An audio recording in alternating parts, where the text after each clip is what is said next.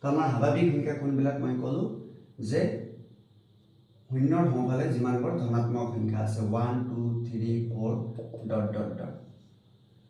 Next পূৰ্ণ সংখ্যা শূন্যক ধৰি শূন্যৰ সোঁফালে তাৰমানে শূন্যক ধৰি সকলোবোৰ স্বাভাৱিক সংখ্যা কি বুলি কোৱা হয় আমাৰ পূৰ্ণ সংখ্যা। অখণ্ড সংখ্যা শূন্যক ধৰি শূন্যৰ সোঁফালে আৰু বাওঁফালে যিমানবোৰ ধনাত্মক আৰু ঋণাত্মক সংখ্যা আছে সকলোবোৰকে কি বুলি কোৱা হয় আমাৰ অখণ্ড সংখ্যা বুলি কোৱা হয়।